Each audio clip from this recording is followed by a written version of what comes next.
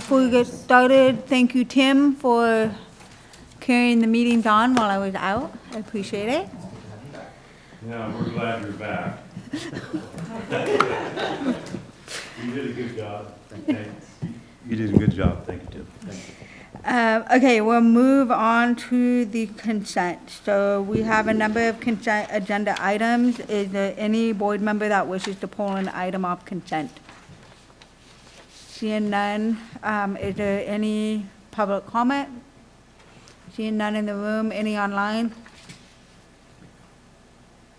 Do we, hold on, sorry, I have a question from Cindy and I don't see her. Sorry, other than that, no, I have no comments. None. Okay, so Do move, I need to pull item 2 since I wasn't there? Yeah, we got clarification on that at the Considered last that I- meeting. We did get clarification. Yeah. Yeah, you can declare and then we, If you read the minutes and you're okay with them. That's what I thought yes. too, so I'm in, that's fine, we're good. I'm not Okay. pulling it. yeah, I move the consent, Madam Chair. okay, is there a second? Second. Moved by Gary, second by Tim. All in favor? Aye. So without just, any opposed? Seeing none, that moves. Okay, we'll move on to regular agenda, which is first public comment. Is there any member of the public that has any comments? Seeing none in the room, we'll move it to online. Any online? No. Okay, we'll move on to the next agenda item, which is item number 12, Caltrans report. But first, I see Grace is online, and congratulations, Grace, as our new District 10 Director. Afternoon, board members. I'm really honored to be here this evening to share with you the news that I have been appointed as the District 10 Director. And really, it's really an honor for me to have this opportunity to serve the district and continue the partnership that we have with Calaveras County and the COG, and really looking forward to great things that we could do together. And one of the things what I've shared is that one of the drivers that made me compete for this position was the desire to provide stability to the district and consistency as well. And I really was worried about, our partners and the partnership that we have worked so hard over the years to build. And I just felt that it was important for someone that had the history of the counties that we serve, the projects, the legacy projects. I thought it was really important that someone in this spot or in this position have that history so that the right amount of care and attention be given to each of these very important projects that we're working on. So thank you, and thank you for having me today. I know Gregoria is there in person, but when I spoke to Melissa this afternoon, she was really excited to at least I could join you this evening virtually. Thank you, Grace. And congratulations. I look forward to the continued work together. It's been a long time working together, so we look forward to continuing that. So you. congratulations.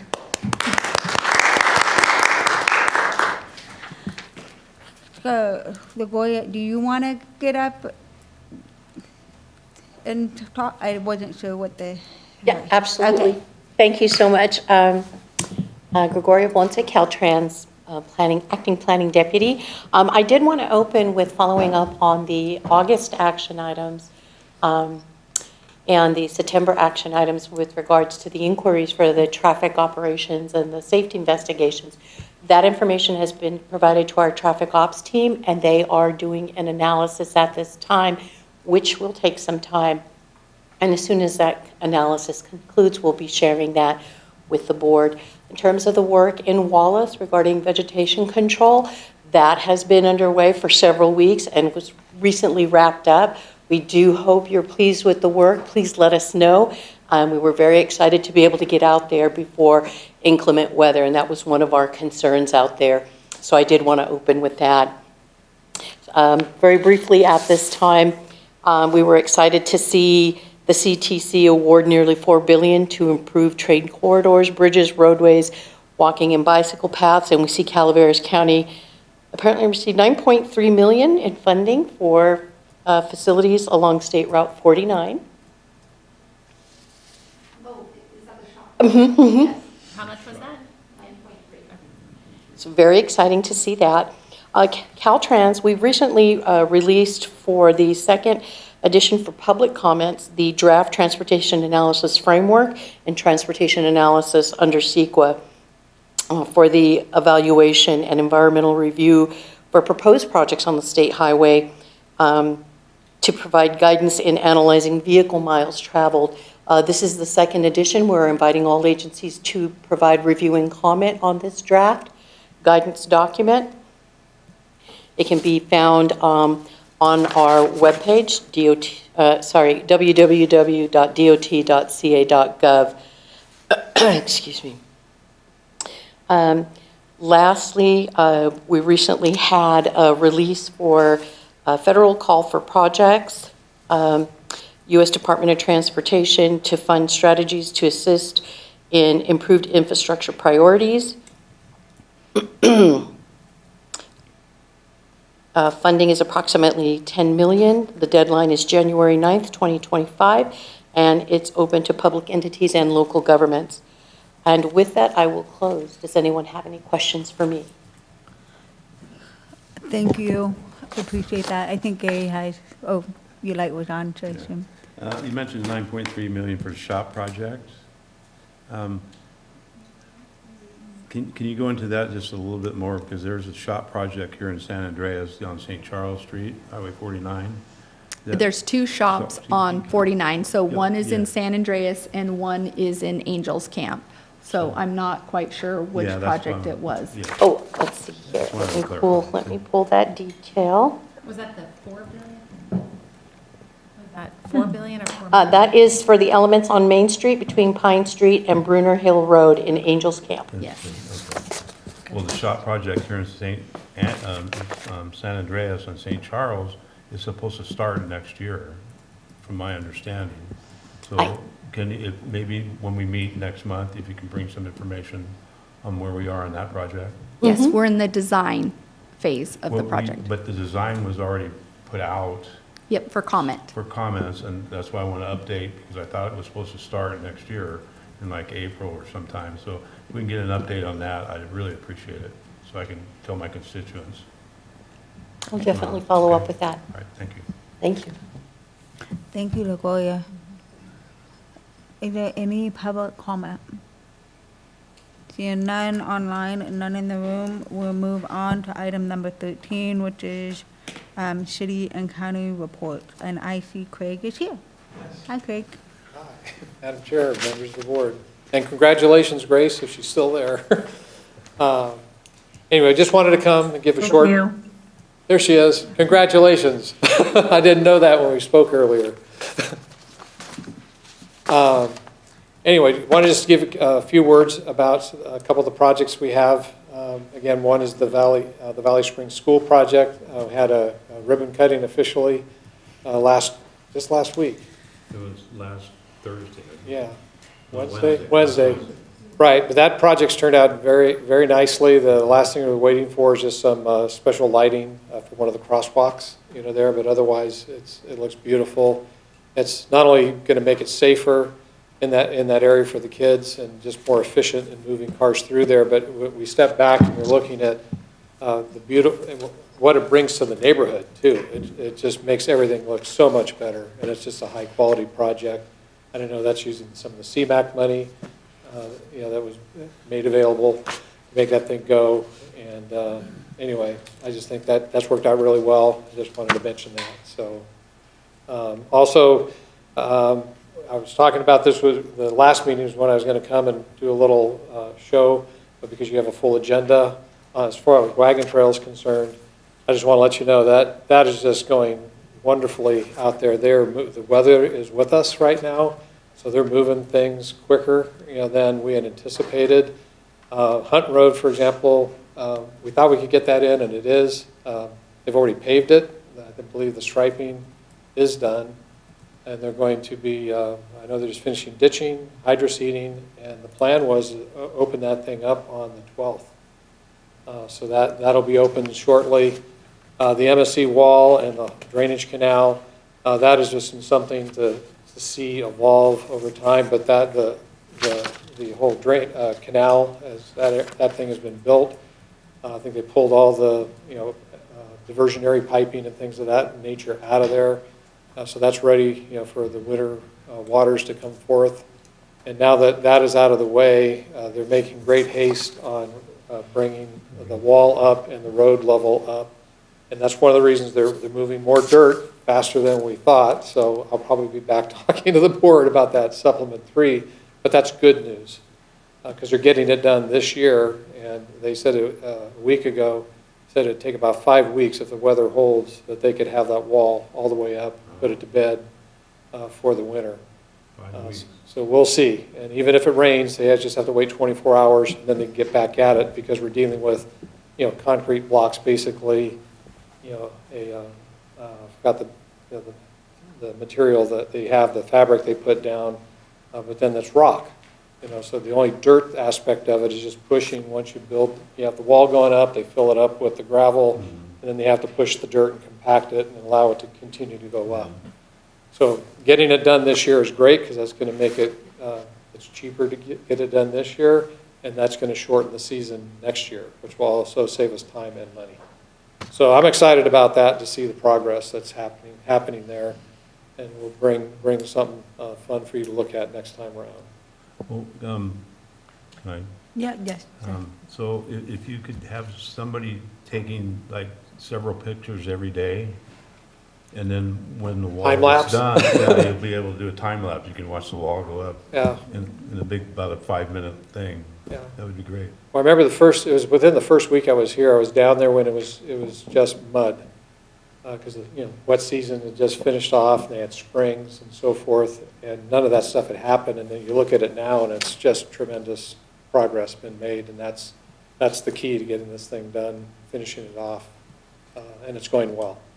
So that's it. That is good news. All right. Thank you all. Any, You're going to end with that, then, with good news, and they're. I got dinner and grandkids. Thank you, Craig. any questions? Any public comment? Seeing none? Okay. We'll move on. Thank you, Craig. We'll move on to city report.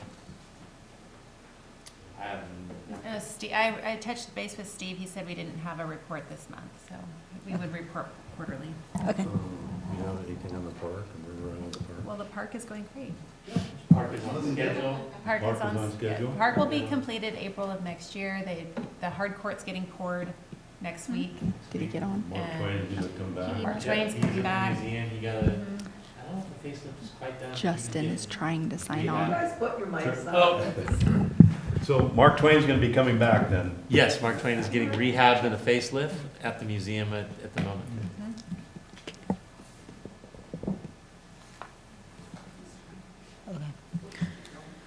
Okay.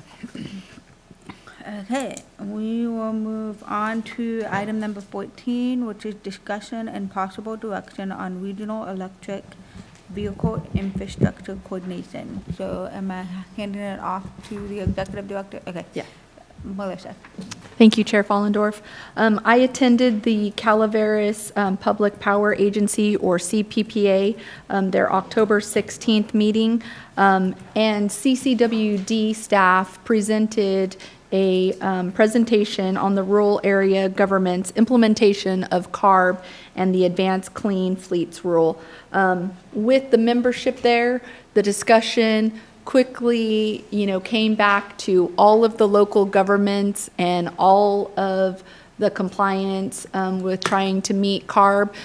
What they voiced is an interest with coordinating with small local agencies on looking at a regional approach to charging stations, locations, and infrastructure. So I wanted to ask the council if they're interested in me participating with that group and bringing back updates and maybe having CCWD or CPPA members come back to our meeting. So this is up for discussion, so how does the board feel with that? With CPPA, so is that special districts as well included in there? I mean, like, is there representation you feel like?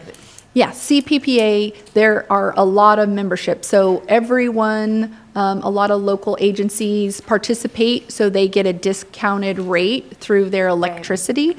And so they have to purchase a certain amount of electricity. So this ties into their wheelhouse, because if we're all going to be going electric and we're trying to get generators and electrification for our fleets, we're all going to be going after the same thing with PG&E and trying to get all of our fleets. So I let Michael Minkler and Damon know, and the other members. COG doesn't have any locations or property, but what we do have are the plans that we've completed, and they have statistics and information. And we also have access to grants. So if it's the council's will, I'll participate, come back with updates and see if they want to continue or how they want to proceed. I'm on CPPA, as you know. I'm full agreement with this. I think the more we can get, the better off we're going to be. And we had this discussion. You were there at our last meeting. So, yes, I'm in favor of it. We should get hold of Dennis. Yep. Yeah. Alvin? That's my I'm opinion. I think it's beneficial to us. Yeah, I'm in favor of collaborating and putting in multiple, they're all working with the same goal of having electric vehicles, so collaborate and put a plan together. Tim? If you can join forces and save money, it's Okay. always a benefit. Okay, so consensus is thumbs up. Go ahead. Thank you very much. Okay, next item is item number 15, which is the presentation of the draft 2024 Calaveras County Coordinated Public Transit Human Service Transportation Plan. And I believe everyone has a packet in front of them. So I will turn it over to Erin. Hello, Board. At the February meeting, we awarded a contract to LSC Consultants to update our 2020 coordinated public transit human services plan. I always get them confused. And they have been working. We had our kickoff meeting in February, and since then we've had numerous outreach, done existing conditions, and tonight I have Justine Marmesh here, and she is going to provide a presentation of what has happened with the project so far, and then the draft plan. You all have received printout copies of the PowerPoint, but I believe she'll also have it up on the screen as well as soon as I give her permission to share. And Justine, you're there, correct? You can hear me? I am. I'll send the request to share. I believe you should have permission now. Great. Oh, no, it says the host isn't Do I have to allowing stop? multiple Oh, sorry. presenter. There you go. Yeah, you may have to stop. Great. Excellent. All right, is everyone seeing it? We got to see mine. Go ahead. Yes. Great. All right, so I'm Justine Marmish. I'm a senior planner here at LSC Transportation Consultants. As Erin mentioned, we've been working these last several months on developing the Coordinated Public Transit Human Services Transportation Plan, but we'll call it Coordinated Plan for short. First off, we'd like to begin discussing what is a coordinated plan for those who don't know. A coordinated plan is a transportation planning document where we look at a region, we look at all of the different transportation services within a region, both public, nonprofit, and private, and we look to see how these different services could be better coordinated with one another on where there may be gaps and needs to fill. Projects are awarded 5310 funding from this plan, so things that are recommended, strategies that are in line with different projects in the region can receive 5310 FTA funding. The plan must require a process that includes stakeholders, various transportation providers, social service providers, and members of the general public, which we've done. And the federal requirements of a coordinated plan are basic and depend on the resources of a county, but overall, again, it provides this assessment of all the available services within a region, looks at the different needs for target populations, which we'll get into in our next slide, provides strategies and activities that address these different gaps, and prioritizes these strategies moving forward. So the goals, which is the ultimate end game of this plan, they're intended to provide additional support and meet the needs of our older adults within a region, ages 65 and older, persons living with various types of disabilities, as well as low-income households. As I mentioned in the previous slide, it provides documentation that helps different organizations and transit providers go after 5310 grants. And it provides another opportunity to get feedback and input from various parts of your community. So what does your coordinated plan include? It includes an existing conditions section where we go over our community demographics. We look at previous plans within a region and consider those as well.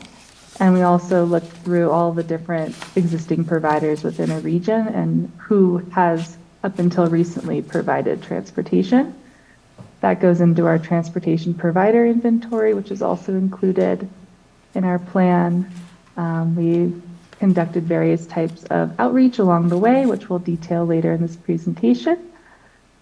We had a community survey, and we provided a summary of that survey within this plan. We identified the various gaps and needs within the region and outlined some goals and strategies for the future. So we'll hop right into demographics.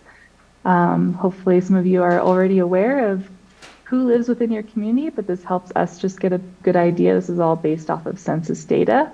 Currently, about 1 in 3 people within Calaveras County, 29%, are senior adults over the age of 65.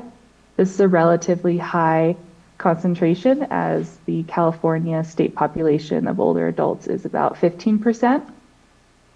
There are 9,660 disabled peoples living in Calaveras County, about 21% of your total population, also quite high. It's estimated that 13% of the population lives below the federal poverty line as defined by the U.S. Census Bureau, and about 2% of Calaveras County's households have no access to vehicle. So we look at this information and we try to understand it a little more in detail with the region overall. In the next slide, I'll have a map of this information, but I like to look at these different transit-dependent populations, which include youth under the age of 18, in addition to the 3 other populations that we described in the previous slide, as well as households that are without a vehicle. And we like to see what census tracts within a region are experiencing a high concentration of population from all of these different groups. So you'll see, hopefully, in your printout in front of you, or if you're logging on online, you can see here on the screen, we've got the Copper Cove subdivision with a relatively high number of folks from all of the categories, as well as the census tract that includes Arnold. We have here a map of these different regions. You could also see that the area just north, east, and west of Valley Springs also includes a relatively higher concentration of these groups of people. And I'll let you look at that for a moment. With that in mind, we'll move on to a summary of our public and stakeholder outreach. We kicked off our outreach with a community survey. We moved into, we had a community workshop just a few weeks ago, or in the beginning of October. And we held some stakeholder interviews from various providers within the region, including Amador Transit and Tuolumne County Transit. And we also gathered all of our information for our transportation provider inventory. So their community survey, we had a relatively high amount of responses with 137 folks participating throughout the community. More than half of our responses came from older age groups. About 90 participants were, 66% of the responses were ages 61 and older. The top 3 barriers to transit travel were difficulty finding service information, the distance between pickup locations and drop off, and just having a lack of door-to-door services in the region, and the service schedule or frequency not meeting their specific needs.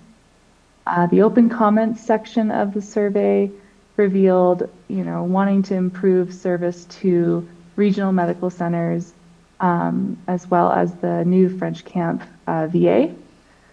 They also would like to see more formal bus stops throughout the community, improved infrastructure, especially in locations like Copper Cove and Copperopolis. That was very helpful. We shared this information last month, like I mentioned, at a community workshop in San Andreas. We had 15 attendees representing local transportation services, social services, and the general public. I think a couple of you were there as well. We discussed pretty much the same presentation, so sorry for those that have already seen this. Gaps in service, particularly a lot of discussion around common grounds and their ending of the Silver Streak service, as well as the barriers to travel outside of the Calaveras County area, particularly to Sacramento.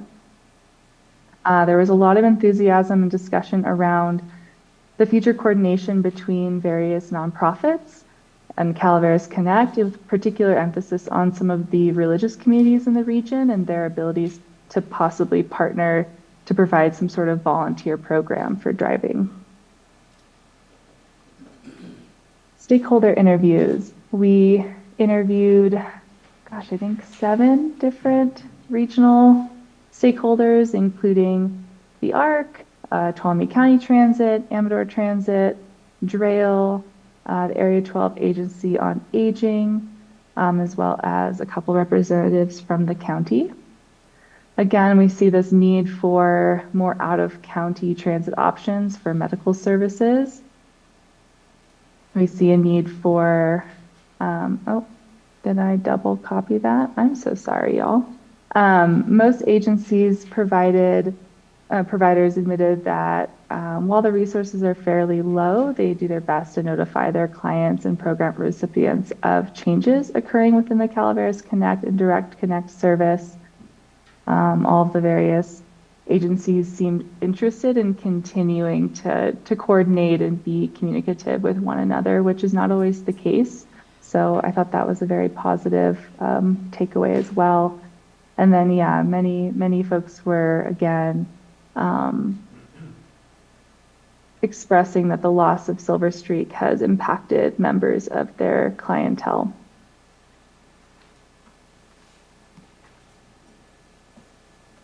So our major takeaways for our gaps and needs for the region, the remote communities that are not served by Calaveras Connect have a lot of challenges getting around the county overall.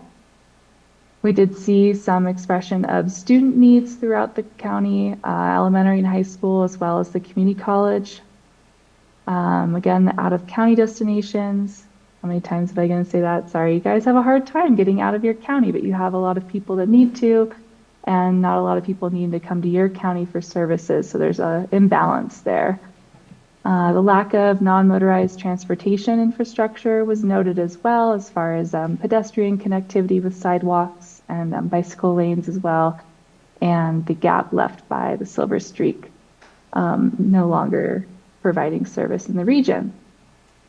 So with all of these items, all these considerations, we looked at your previous goals and standards and strategies from the 2020 coordinated plan, and we gave them a little bit of a facelift, tried to simplify them a little bit while really trying to pull out what aspects are maybe a higher priority.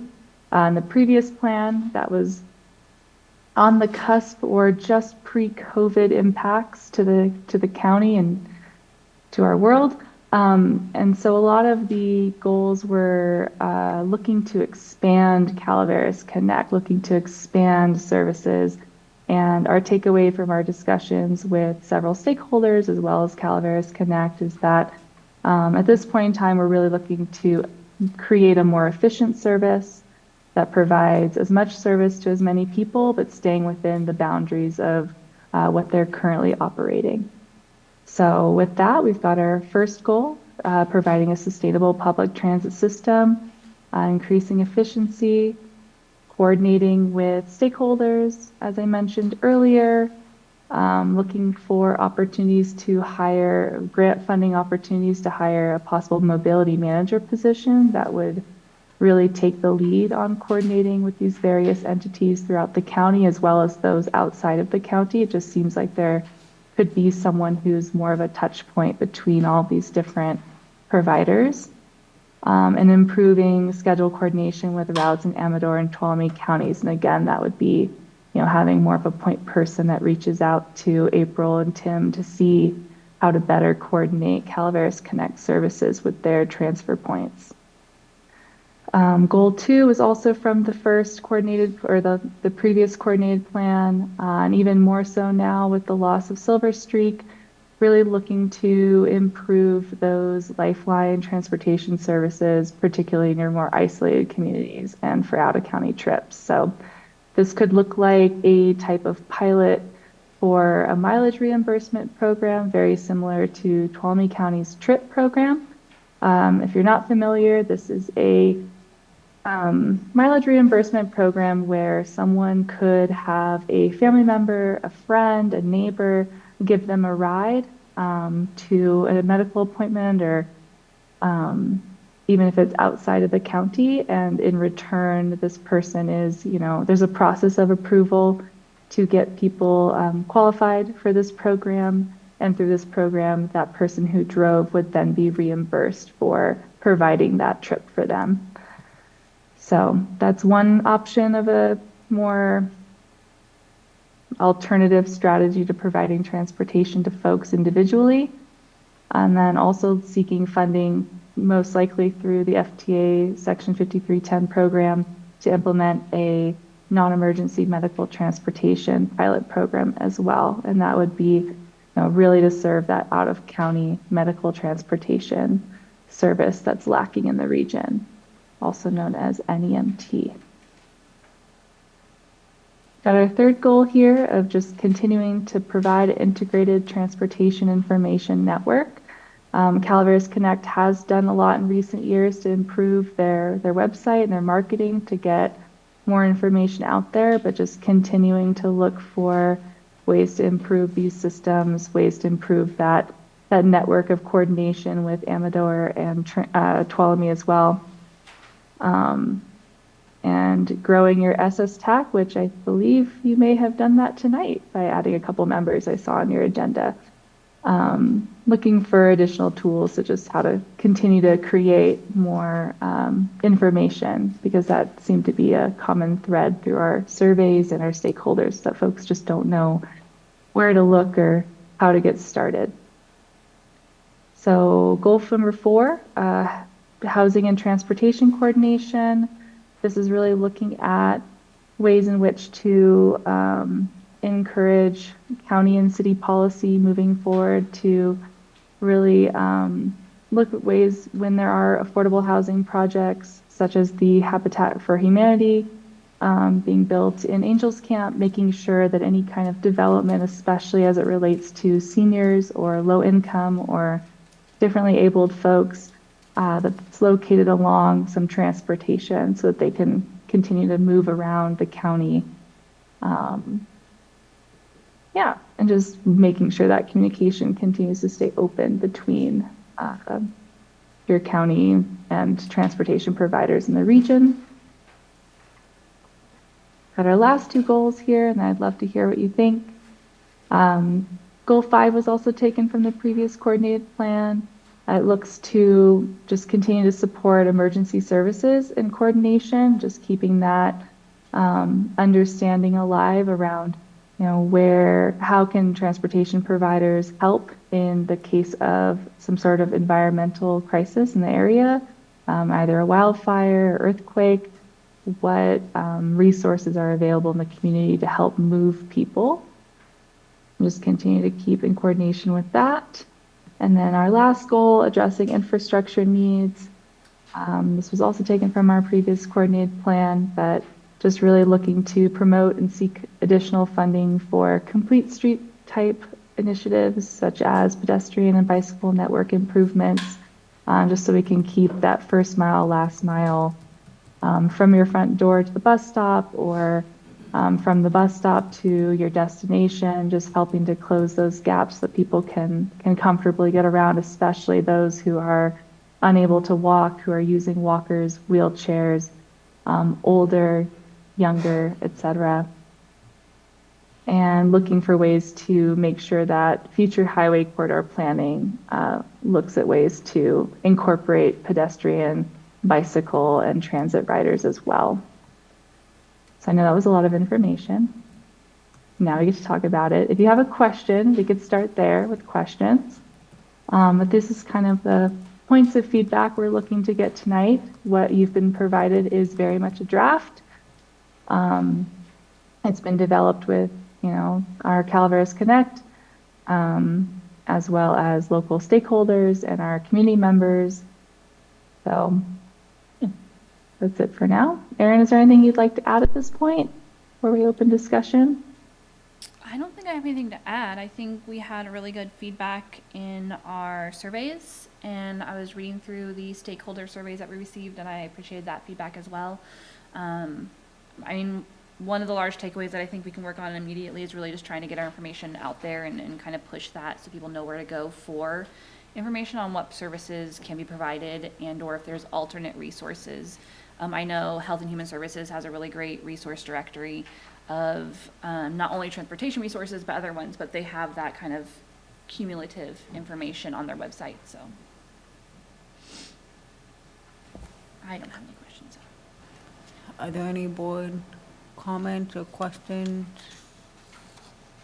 Tonight's the time to do that, so when they bring it back in December, that's when it'll be adopted. Alvin?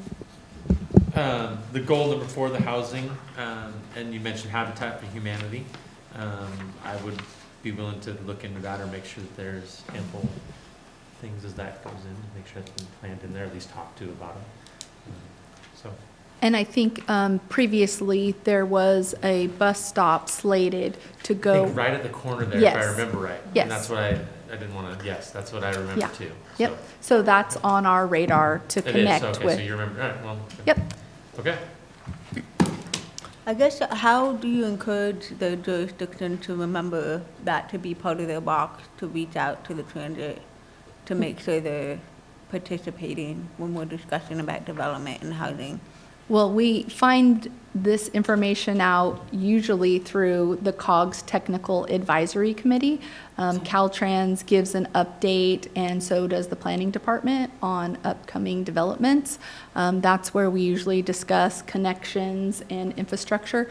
But this bus stop particularly has been on our radar for a while. Right. So. And I remember that we made Yep. a point that there was something built into that with that development. But I just mean like in general, As a general planning. yeah, or, Yeah. Like a tick box when you're putting in for your permitting or something. yeah. Yep. Yeah. And just like the shop projects, so as Gregoria was mentioning, there's 2 shop projects. And so when we're working with our partners at Caltrans, they mention, do you want a bus stop here? We advocate for that, and so we're doing bus stops in San Andreas, Angels Camp, and we're also adding one in Valley Springs. Any other? Yes, Caroline. So Oh, sorry, I didn't see you. on the emergency services coordination, that's a pretty big lift. That's a lot of people who live remotely out and coordinating all of that. Is this going to go into greater detail, or is this in coordination with your evacuation plan? Yes, Okay. and we have been working quite well with the county's Office of Emergency Services. Usually when there's a fire or there's a flood, the operator has been very responsive, goes out, helps clients or the public that need to be transported to an evacuation center. So I think we've been doing really well with coordinating with the OES department. They have just completed their evacuation and an annex plan, so I think we're doing good there. But it can always be improved upon. I'm hoping we can do some training, and be included with the county's training. Tim? Oh, okay. Is there anyone else that I missed? Anyone else? Gary, I know you're going through the PJ. And if you have additional comments, you can always email them to me. We can still incorporate them. I do hope to bring this back to our December meeting, so I think it's November 22nd. If I could have comments by that point in time to get them incorporated in time, that would be great, but you still have opportunity to review and provide comments. I think we'll be bringing this back to the council after the final draft is approved. We will be going after or asking the council to support COG and CTA going after 5310 operating and capital funding to fill that gap that Common Grounds has left. Also, we are very interested in the mobility manager funding through 5310. And also Aaron has been looking into the voucher program that Tuolumne County has.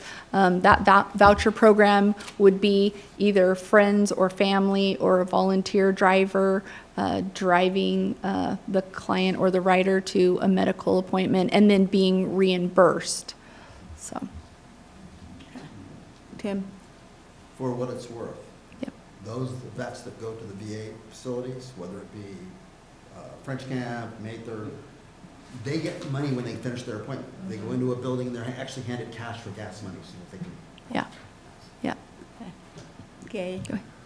Okay, since we're looking at partnering and everything, right now, the Veteran Service Department of Calaveras County, based at the Vets Hall in Valley Springs, Brian has put together a service to transport veterans and reimburse the people that are doing it. So you may want to partner, if you're going to do this, you may want to get with him and maybe partner up with it. The other situation is too, if you're looking for vehicles, if you're going to put something together here, as Susan knows, because she goes by them probably every day, the Common Grounds vehicles are sitting right there in front of PATV, just sitting there not being used. I'm sure those vehicles will be accessible. I'm sure they were well kept by Common Grounds for transportation purposes. So that there are some vehicles available there, and there is programs that are out here, especially through the vets thing. You may want to be able to get with him, and maybe there can be some kind of thing going on with that. But the reimbursement for people willing to take anybody non-emergency to medical appointments, that program is it's almost together right now. If it's not being done, I haven't talked to him in a while, but he was just about had it in course to be set up and being done. Okay. So where the funds are coming from, you may have some conversations with them on how they're handling it and what's going on with that. But there are some organizations like that in our county already taking care of that, especially for veterans. Yeah. So I just want to point that out. And also those Common Ground vehicles are sitting there. Yeah. So we looked at those. So Did you look at those already? yeah, and they've met their useful life. The one that Okay. was in good condition, Tuolumne County received that vehicle, so we wouldn't be able to utilize those ones. We would go after new ones that would be paid for through the 5310 program. All right. Yeah. I just thought I'd bring it up. 'Cause Yeah. They're just sitting there. Yep. Yeah. Thank you. And I think Sierra Hope took a couple of them too. Hmm? Sierra Hope Sierra. took Oh, a couple yeah, of the yeah, vehicles. Sarah, yeah. So what was made sense for them to take? There's one other program that you may want to touch base with too. And that program is funded through HHSA. And that is the ambulance service, ALA. American Legion Ambulance Service has contracts with Mountain County EMS Agency. They provide transportation to non-emergency patients from the local hospital here to behavioral or mental health services outside of the county. And they provide what they call a cage car. But it's a program that's set up. You may want to just see where they're at, get ideas of what's going on with them. Maybe if there's any potential way to do some partnering with them. Yep. That's a possibility. Yeah, you're exactly right. And as mentioned in the plan, there are so many nonprofit and religious groups. That's why we feel a mobility manager would be perfect to make all of these connections. So.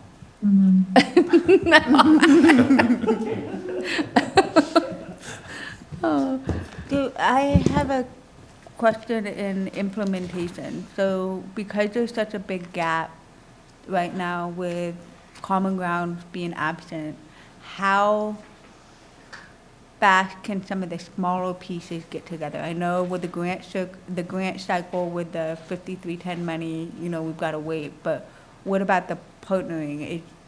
For example, another county supervisor had transported a constituent over to Sonora recently to a medical appointment.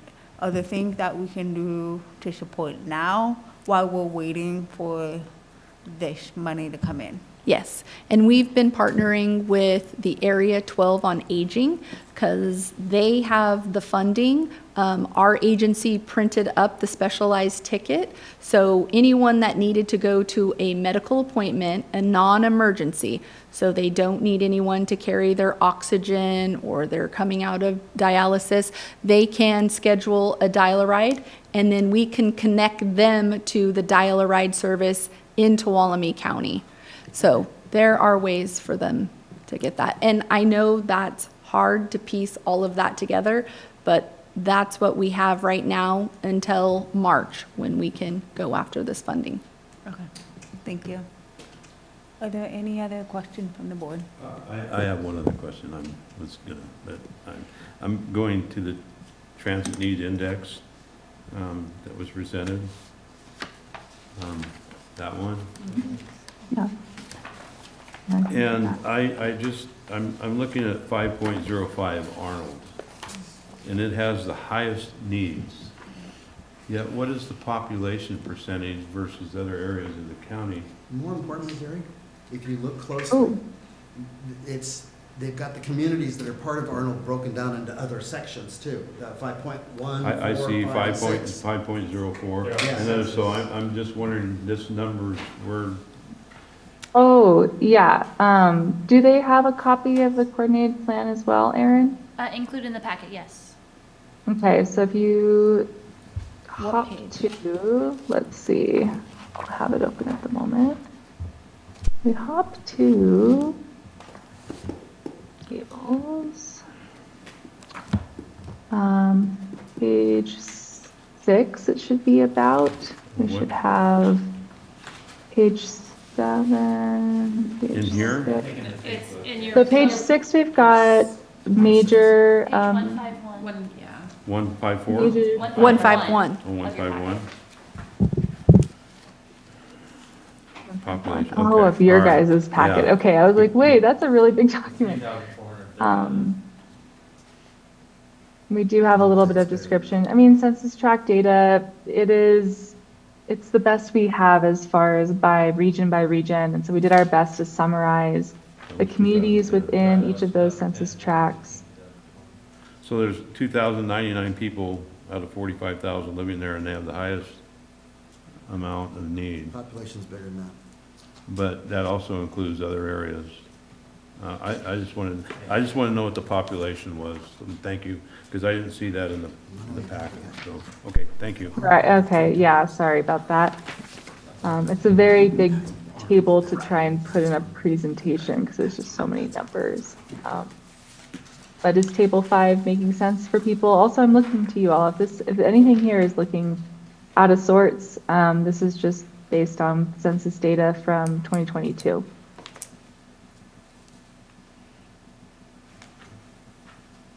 Are there any other questions? Okay. Is there any public comment?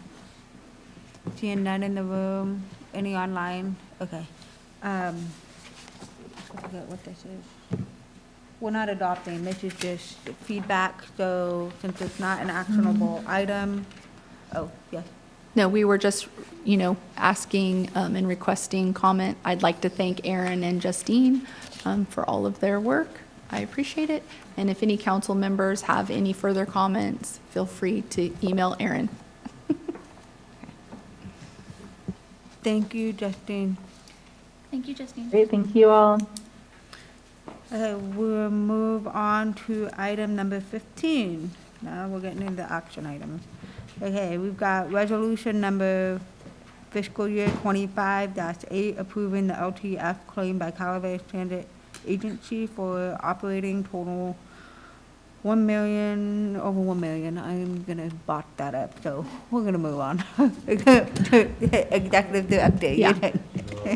Thank you, Chair Fallendorf. This item is a claim from CTA. As the council is aware, they executed a contract with Aspen Street Architects at the September 4th meeting. At that time, we also approved the CTA operations budget, which included a budget item of $1.4 million, but this claim is for the exact contract amount of $1,110,847. I'd be happy to answer any questions. Is there any questions from the board? Okay, seeing none, move it over to public comment. Seeing none in the room, none online, I'll bring it back to the board. Is there a motion to approve agenda item number 16? So moved. Moved by Tim, is there a second? Second. Second by Pat, all in favor? Aye. Any opposed? Passes. Good job, Cindy. Okay, we'll move on to the next agenda item, 17, resolution number fiscal year 25-9, approving fiscal year 24-25 STA claim by Calaveras Transit Agency for operation totaling $534,807. I'll move it over to the Executive Director. Thank you, Chair Fallendorf. This is the state transit assistance claim. Annually, a preliminary estimate comes out in February. That estimate was $543,000. The amended estimate is $534,807. This claim is requested to fund the transit budget that was approved in September. I'd be happy to answer any questions. Any questions by board members? Seeing none, I'll move it to public comment. Seeing no public comment in the room, none online, bring it back to the board. Is there a motion to approve item number 17? So moved. Moved by Caroline, is there a second? Second. Second by Tim, all in favor? Aye. Any opposed? It passes. Okay, item number 18, resolution number fiscal year 25-10, approving the allocation instructions for fiscal year 24-25 regional surface transportation program totaling $87,863 to fund the fiscal year 24-25 overall work program amendment number 1. I will turn it over to the Executive Director. Thank you, Chair Fallendorf.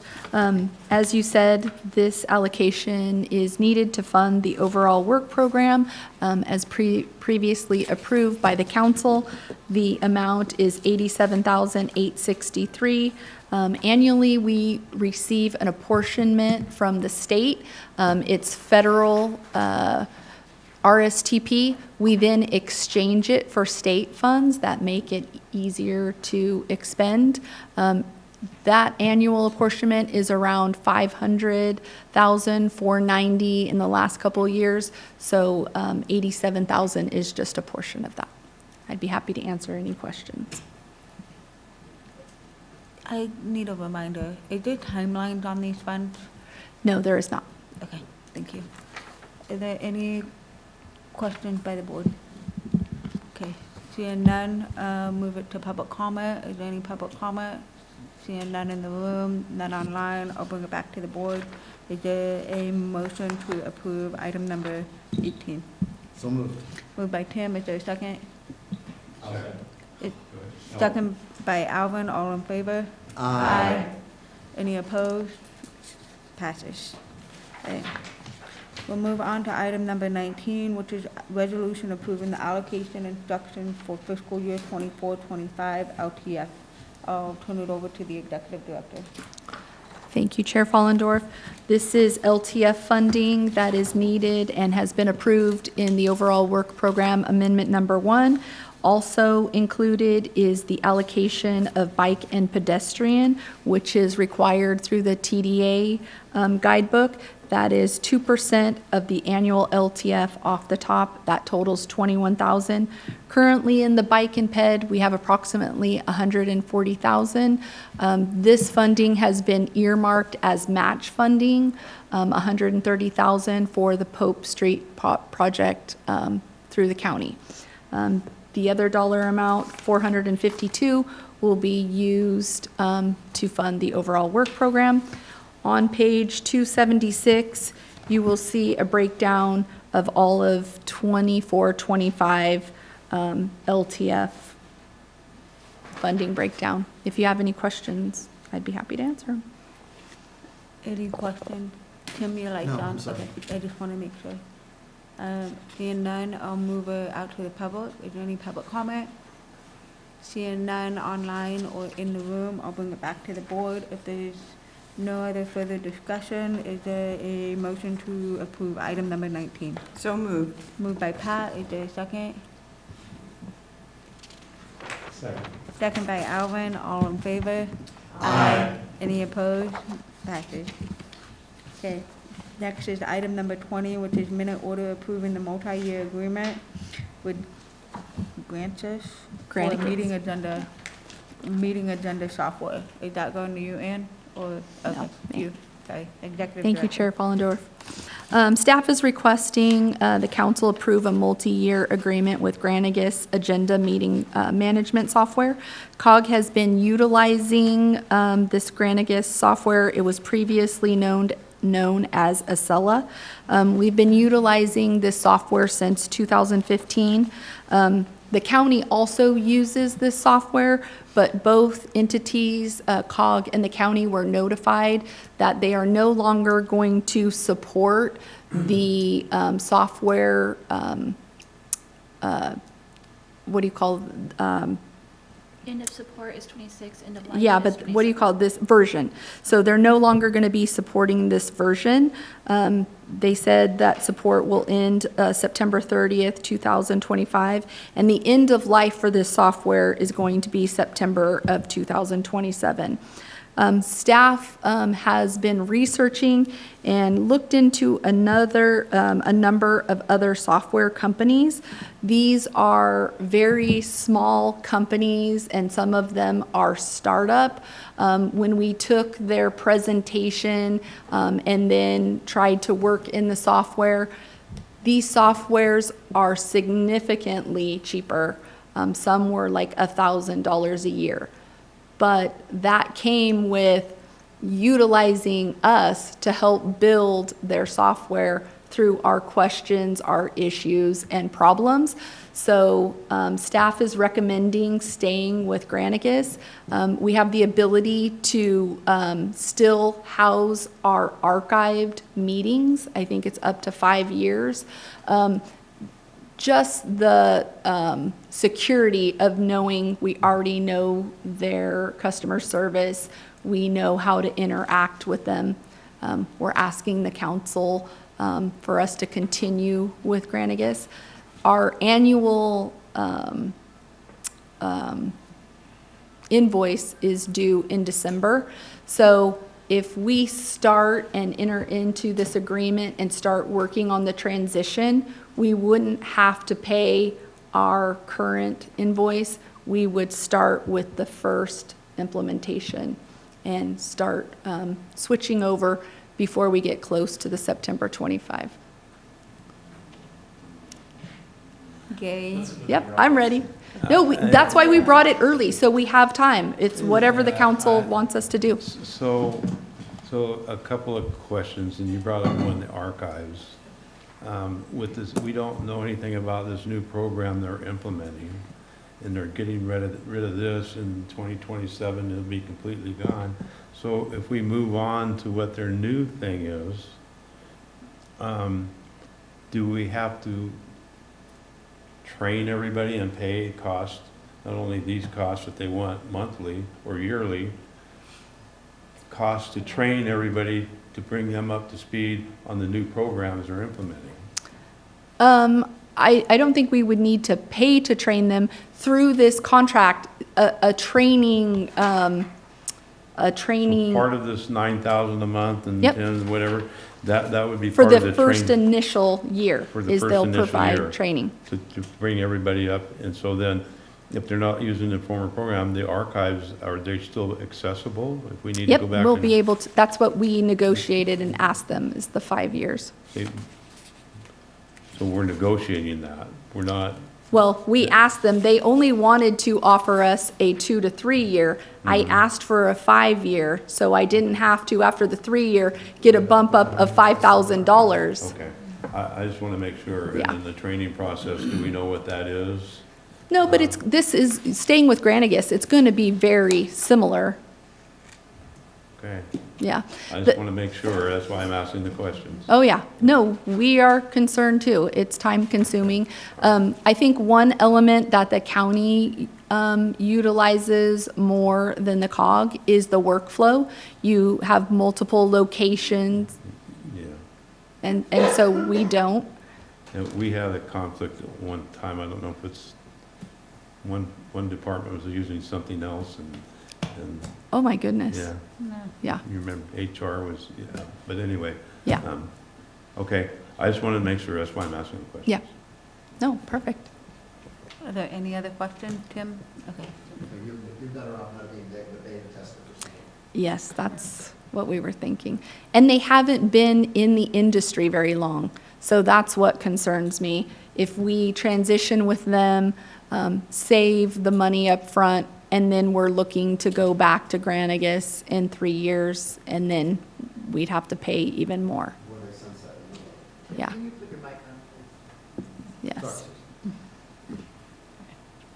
If there's no other questions, I'll bring it to the public.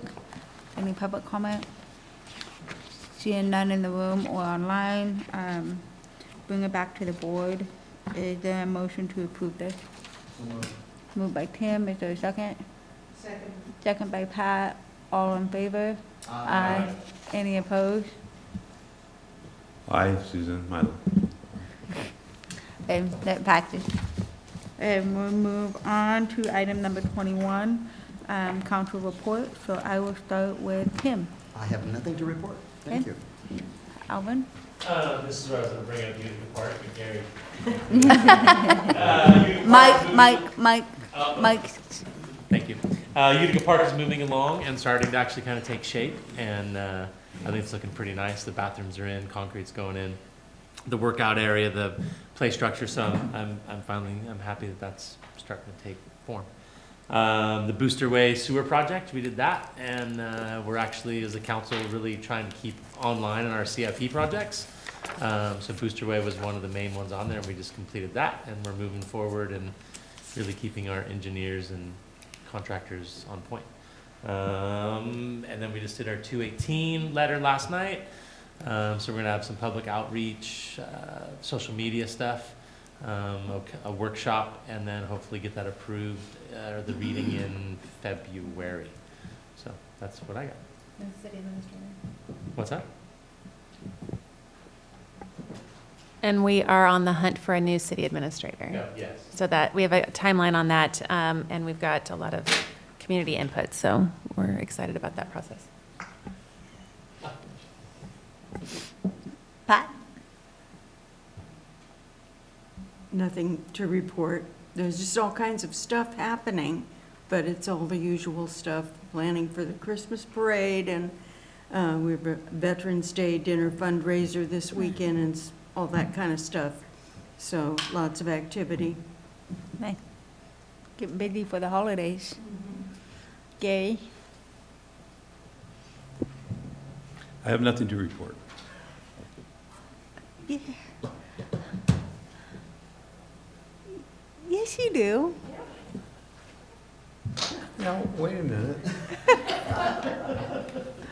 We have that coming up at CTA. We have reports there, so I may save it to the end of the meeting. Okay. You can report out. Caroline? With the Angels Camp Veterans Memorial District, we'll be handing out vouchers for veterans for Angels Food Market on November 16th and 17th at the Vets Hall from 10 to 4. Okay. Alvin, you Can I gotta throw go one back? more thing in? I have not done it yet, but the Frog Bucks is back out. Spend $1, get $1 up to $100. So, and you shop local. So that just popped up today. Okay, I will just bring up, and it was already brought up, about the Safe Route to Schools project. And Melissa, we had the ribbon cutting, and Craig had brought it up. That project was and is a fantastic project. And there's a phase 2 coming to finish it off, so, and it really benefits the children.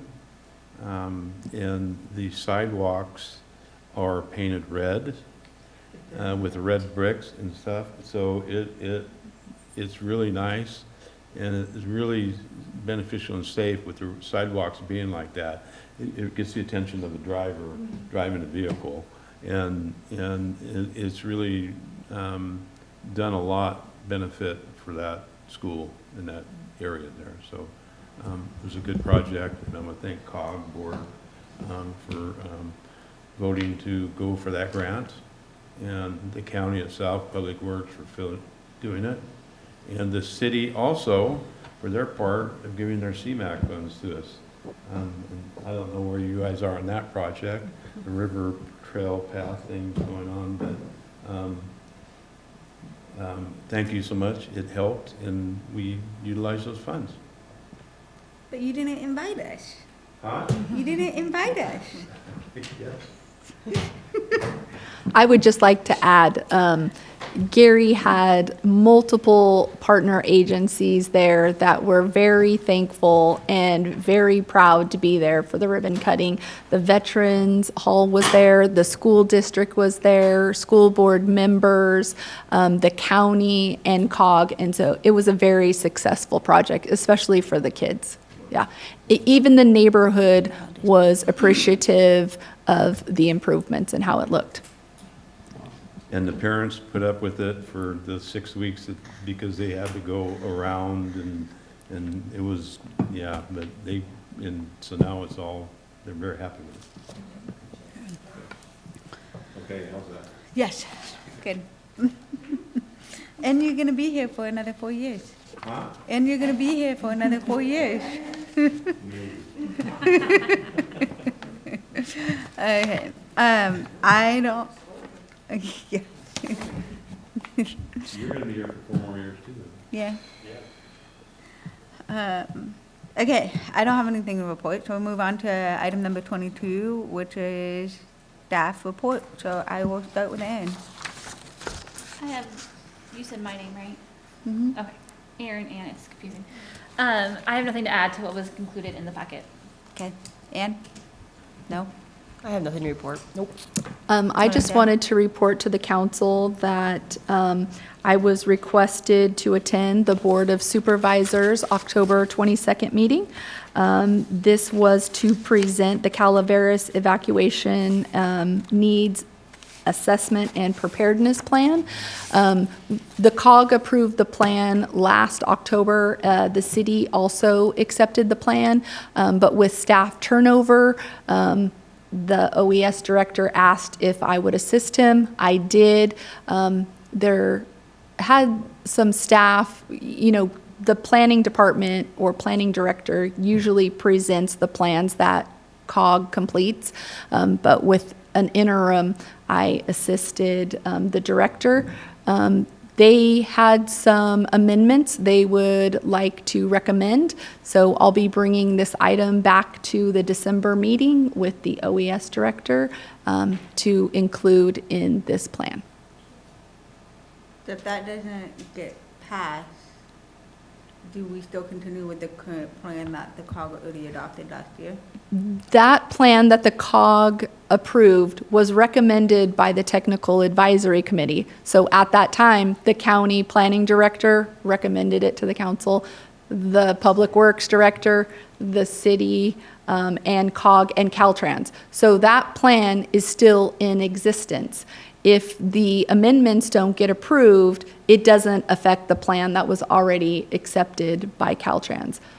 But I think the COG council would be happy to include amendments the county is requesting to include as priorities. So, I just wanted to make sure that it doesn't delay any work that the COG needs to do in working with potentially applying to grants or working with Caltrans with any projects. well, the county CEO has already requested COG apply for evacuation plan grants. So we've already applied for that. Marcos, the CEO, or is he the assistant CAO? yeah. They had participated on this plan also, so we've applied for grants in the past. So no, I don't think it will hold us back from going after funding. Is this going to increase any costs associated with the creation of this evacuation plan, having to go back and add this in? Is there going to be a budget impact? No. Okay.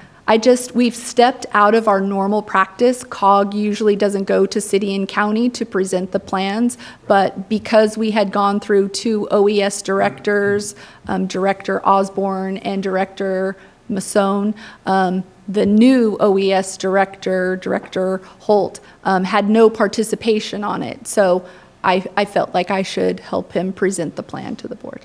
Thank you for doing that, 'cause that's not, Welcome. you know, There any-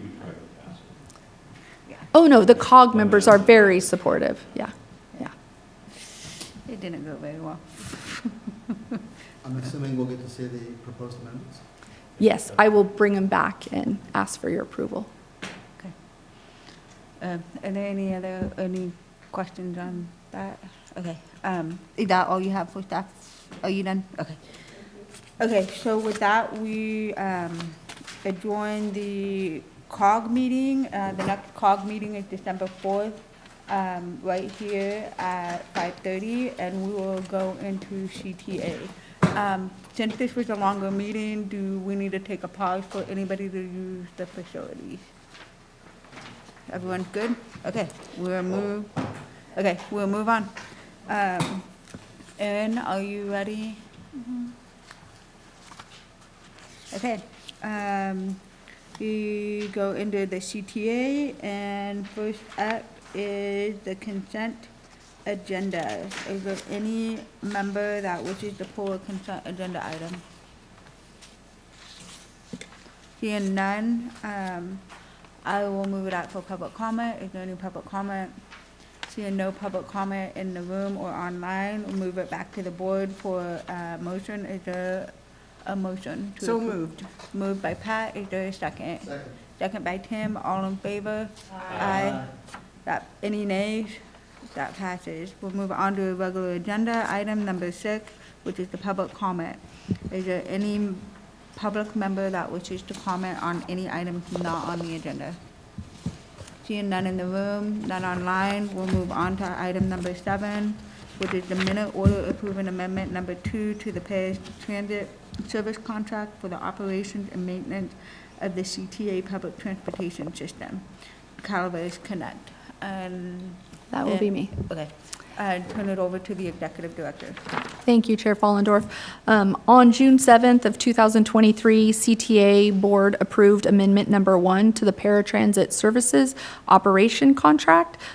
This was one of the 3 two-year extension options. There were 2 years. The first year was July 23 through June 30, June 30, 24.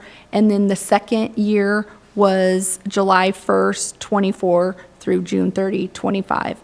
During this extension period, Paratransit reached out and requested to renegotiate this contract based on the force majeure clause.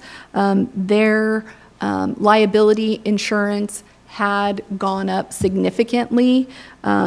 So We looked at that. We brought a budget amendment to the COG in September, so we knew that this amount was coming. We've approved the amount in the budget, and now after FTA has approved the contract draft that's in the packet, we're asking for the council to support and approve this contract amendment. Are there any questions from the board? Okay, seeing none, is there any public comment? Seeing no public comment in the room or online, I'll bring it back to the board. Is there a motion to approve item number 7? Moved by Alvin, is there a second? Second. Second by Pat, all in favor? Aye. Any opposed? Okay, that passes. We'll move on to item number 8, which is authorize the executive director to surplus 4 vehicles. Is that Aaron? Yeah, okay. Sorry, that confused me. Go ahead, Aaron. Okay. Good evening again, board. Since 2020, as you all are probably fairly aware, we've experienced significant delays in receiving fleet vehicles due to industry issues, COVID delays, manufacturing delays. We've had force majeure price adjustments. We've canceled and reordered orders. So it's been kind of a journey. In this past 2 months, we've received our 4 buses that we had on order, and we've since, of course, received 2 electric vans, one last year and one this year. So this time, working with our contract manager, we've identified the fleet vehicles that we currently have that are beyond their useful life, and therefore, we've identified buses 68, 70, 71, 72 as vehicles we'd like to surplus. And so we are asking the board for approval to surplus these 4 vehicles. Is there any questions from the board? Cindy, you have any comments? Is that, you agree? You're shaking your head, yes? They're tired. All right, just checking as you're going. Okay. If there's no question from the board or comment, I'll move it out to public comment. Seeing no public comment in the room or online, I'll bring it back to the board. Is there a motion to approve item number 8? I'll move this item. Moved by Gary, is there a second? Second. Pat, second by Pat, all in favor? Aye. Any opposed? That passes. We'll move on to item number 9, which is the minute order establishing the operating reserve in the amount of $800,000. Executive Director. Thank you, Chair Follendorf. Some of you may remember through the annual TDA audit last year, it was recommended to create an operational reserve. Standard is 3 to 6 months of operating expense. In my staff report, I've outlined 3 months totals $500,000 and 6 months totals $1 million. I was thinking $800,000. And the reason for that is after we collect our FTA funding, that will recoup the fund for the LTF that was utilized to close out that fiscal year. We wouldn't need an additional allocation. We would currently have that within the fund. The other item I would like to bring up is in our COGS policy and procedures under LTF funding. We are currently holding an operational reserve of $161,000. So if we wanted to release that operating reserve, which is a 10% of the annual apportionment received from the state, and then identify our $800,000 within the transit fund. My thoughts are for the next couple of years through the design contract and the delay on receiving reimbursement from FTA, and then as we move into construction. And then after that period, I will bring it back to the council and see if they want to rescind it or keep the reserve within the fund. Are there any questions from the board? No? Okay. Any public comment? Seeing none in the room and none online, I'll bring it back to the board. Is there anyone that wishes to move the agenda item number 9?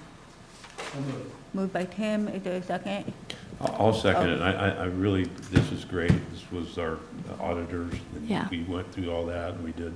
Yeah. I think this is fantastic, so I will second it. Thank you. Second by Gary, all in favor? Aye. Any nays? That passes. We'll move on to item number 10, paid transit service report. Hi, Cynthia. Well, good evening, everyone. Cynthia Lawrence, Paratransit Services, Contract Manager for Calaveras Connect. So first, I'd like to start off with saying thank you to Melissa for bringing the amendment to the board, and I appreciate the fact that you all saw the value in that and was able to approve it. I know that that means a lot to everyone.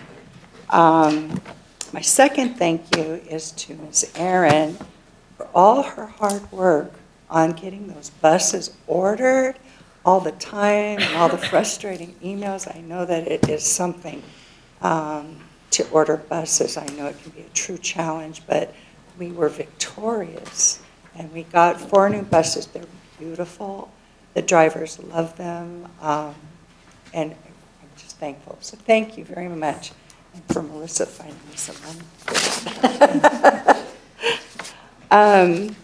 So just a few things. I was curious about our stats, looking at our ridership. We've talked about, I've talked with the ladies at the CTA about ridership, and we talked about how it's grown, and we've had a really good comeback after COVID.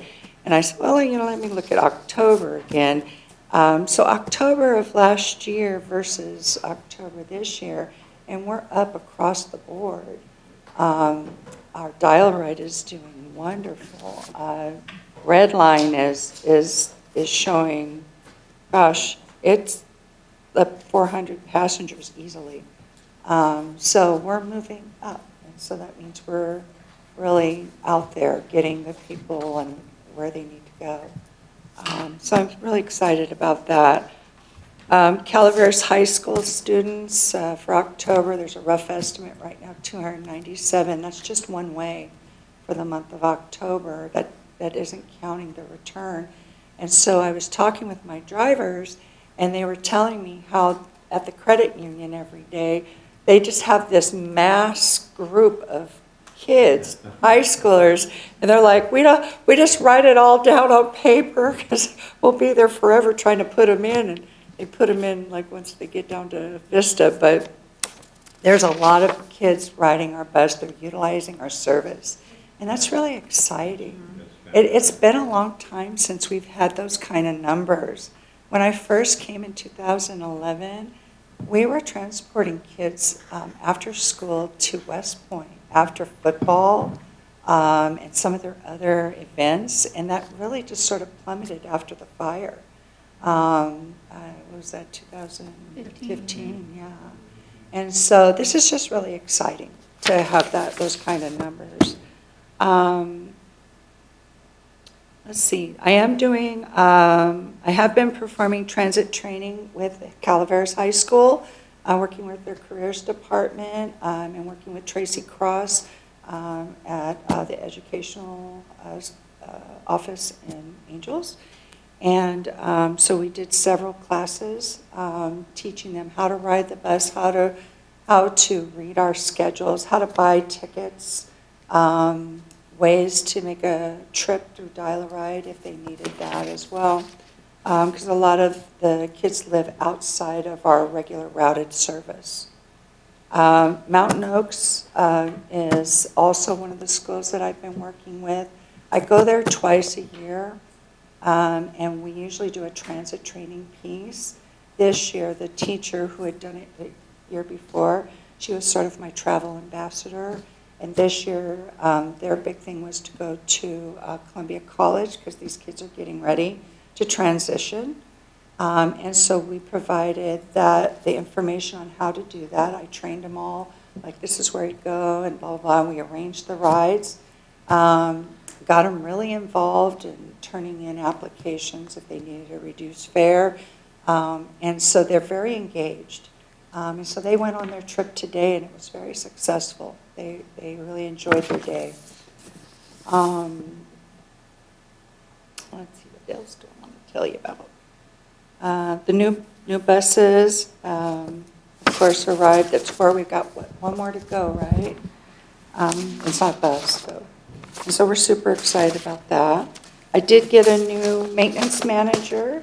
His name is Charles Ratto. He grew up in the community. He went into the Air Force and then returned back to our community. So he came to work for us. He's very knowledgeable. He has made a tremendous impact in his 4 weeks that he's been with us. So we're really thrilled about that as well. That's all I have. Thank you. I would just like to add that through the mobility plan, one of the things they identified is needing more information about how our system works. So Cynthia and I have been working together, and we're going to do some Facebook trainings and put them out there for our riders to see on how to use the bus, how to, if they have a bike, how to make dial-a-ride appointments, and so on. So I really appreciate that. Thank you. Is there gonna be a platform where they can upload it? Yep. Okay, Yeah. like Yep. it'll be saved like on a YouTube or something, you can go Yep. back to it? Okay. And wouldn't that be a great thing to ask CCTV to help you with? Yes. I will call you tomorrow, Susan. Hint, hint. All right, I'm grabbing these. Thank you, Cynthia. Thank you. Thank you, Cindy, and thanks for bringing up the buses again. I think you're right on, Erin. Thank you. Because of her trying to order another bus, and because it took so long to get the first one, she was in the right place at the right time for two of those buses. Yeah. Remember, somebody ordered them and they didn't want them, and she was right on it, and we got those buses. So here we are. So I was in San Good Diego job. and I claimed them. It's in mine. great job. Hey, is there any other, is there any other comments?